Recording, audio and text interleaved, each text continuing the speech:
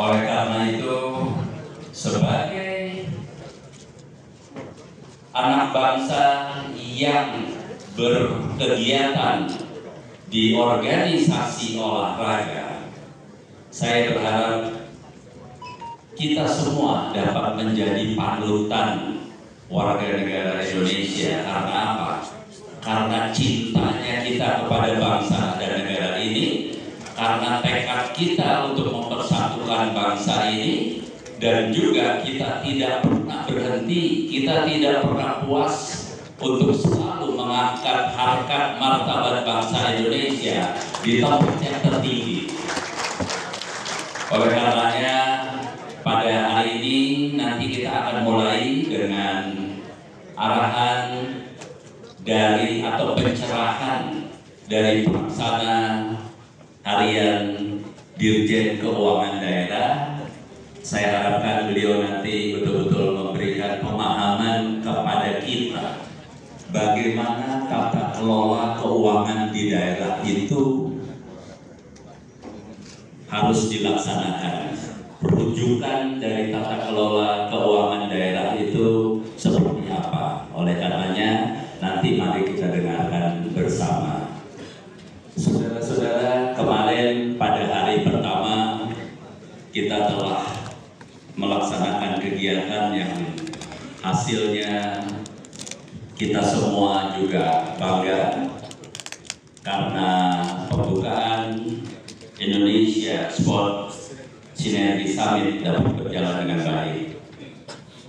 Kemarin ada satu hal yang memang tidak kita inginkan, tetapi itu terjadi pada saat yang mewakili Menteri Pemuda dan Olahraga menyampaikan sambutannya.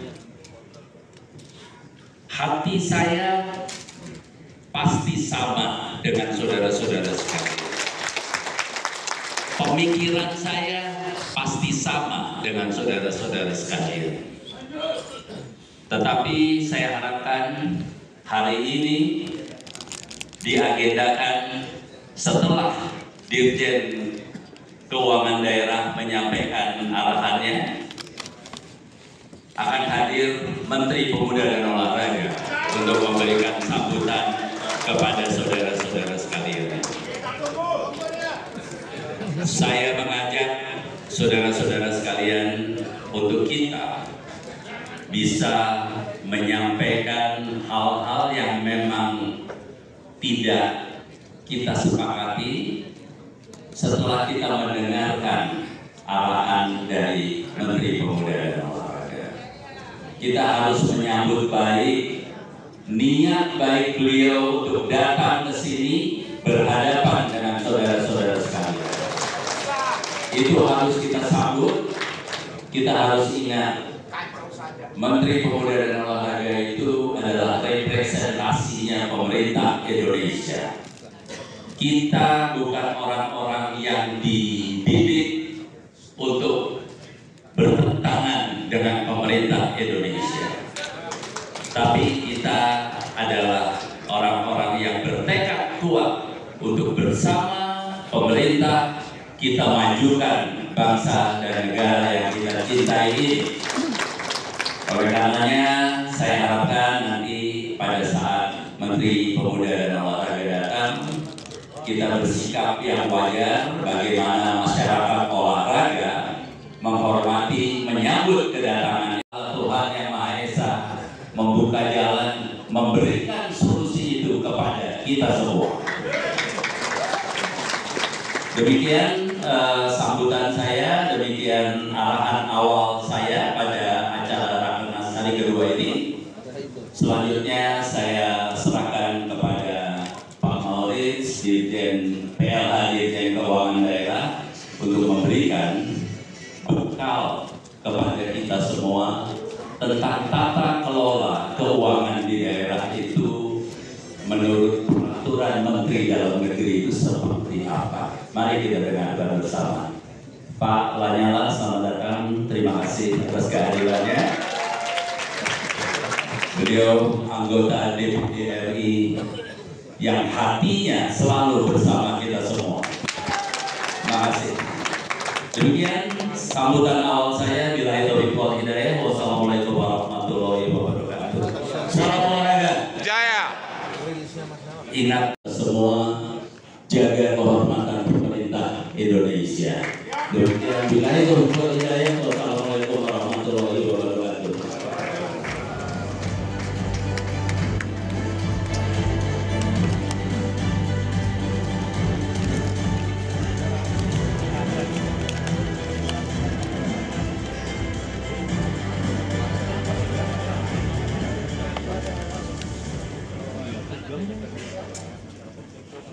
Hadirin yang kami hormati, tiba saatnya pada acara inti yaitu pengarahan Menteri Pemuda dan Olahraga Republik Indonesia Bapak Dito Aryo Tejo. Kami persilakan dengan hormat.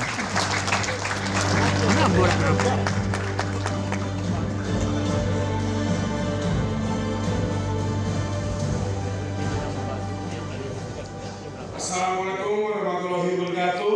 Waalaikumsalam warahmatullahi wabarakatuh. Salam sejahtera bagi kita semua. Shalom, Om Swastiastu, Namo Buddhaya, salam kebajikan, salam olahraga. Jaya. Yang pertama yang saya hormati Bapak Letjen TNI Purnawirawan, Pak Marsional Norman, Om Koni, dan juga hadir di sini senior kita Pak Lanyala, anggota DPD RI, dan juga Pak Dali, anggota DPD RI, dan juga para ketua umum Federasi Cabang Olahraga yang hadir atau yang mewakili, dan juga para ketua atau para perwakilan KONI provinsi dan kabupaten kota. Tepuk tangan dulu buat Polisi Indonesia. Saya akan singkat saja. Pertama-tama saya apresiasi untuk Pak Marsiano yang telah menginisiasi untuk Indonesia Sport Sinergi Summit yang mencakup forum sinergi, Rakernas, dan Expo di JCC 2 hari ini. Ini adalah langkah konkret dari KONI bagaimana menunjukkan memperkuat ekosistem olahraga dan juga perekonomian Indonesia. Pada Rakernas KONI yang hari ini akan dimulai, mungkin saya akan memberikan sedikit catatan dan juga arahan sedikit. Yang pertama adalah fokus kami pada olahraga.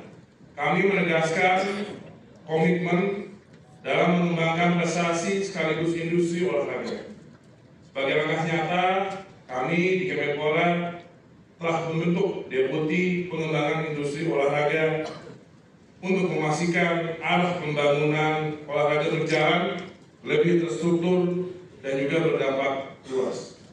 Yang kedua, untuk optimalisasi anggaran, bantuan APBN maupun APBD dipastikan harus digunakan seoptimal mungkin untuk pembinaan atlet.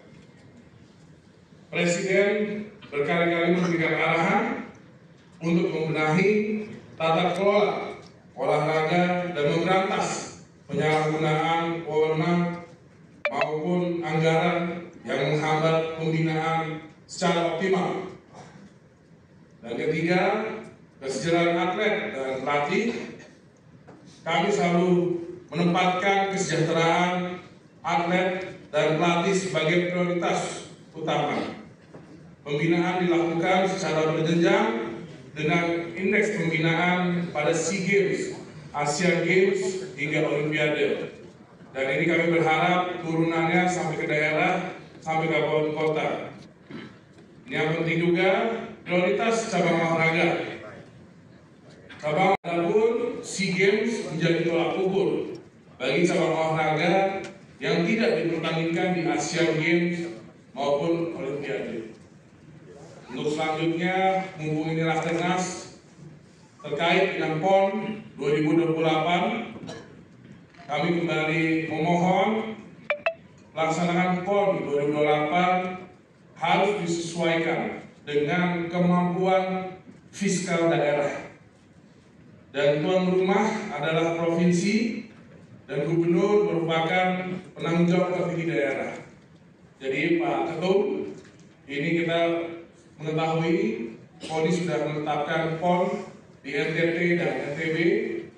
Dua gubernur sudah koordinasi juga dengan kami. Kami harapkan bagaimana PON 2028 kita formulasikan ini yang benar-benar tidak membebani daerah dan tidak meninggalkan proyek mangkrak. Kita apresiasi PON Aceh Sumut, alhamdulillah Pak Ketum, venue-venue sekarang terawat dan digunakan dengan baik. Kita ingin PON 2028 juga sama nasibnya. Dan juga untuk jadwal PON Pak Ketum, untuk tahun 2028 kami harap bisa disesuaikan agar tidak mepet dengan Olimpiade 2008. Idealnya digelar 3 atau 6 bulan setelah Olimpiade supaya persiapan atlet tetap optimal. Dan juga kesiapan venue PON ini yang tanggung jawab tuan rumah. Oleh karena itu nantinya kami bersama-sama dengan KONI harus memastikan kesiapan venue dan paling penting jumlah cabang olahraga yang dapat dipertandingkan. Dan mungkin karena ini NTB dan NTT tidak bisa disamakan dengan lain, mungkin Pak nanti kita formulasikan cabang-cabang yang sekiranya pengembangan di sana nanti susah, mungkin bisa memakai venue yang di luar daerah, tapi tetap kita hitung medalinya dalam perhelatan PON 2008. Jadi yang penting bagaimana pembinaan jalan, tapi tidak membebani tuan rumah. Dan juga terakhir, komitmen pengurus organisasi olahraga yang aktif menjadi pembina atau pengurus organisasi harus siap berkontribusi secara sukarela, kecuali para staf yang bekerja untuk operasional yang memang bekerja penuh waktu dan berhak meminta gaji. Jadi saya berharap Rakernas ini benar-benar menjadi momentum untuk menyatukan komitmen kita dalam membangun olahraga Indonesia yang berprestasi, profesional, dan mendapatkan bangsa. Kemarin saya memonitor saat pembukaan ada aksi demo protes. Betul.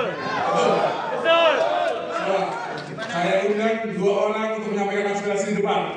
Ayo cepat, ayo. 2 orang dulu. Ayo, pilih. Silakan. Nah, Pak Ketum yang pilih.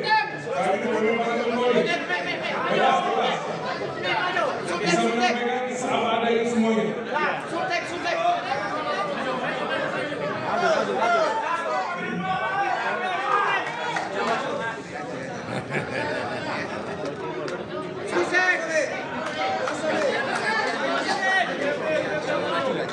Tiga boleh.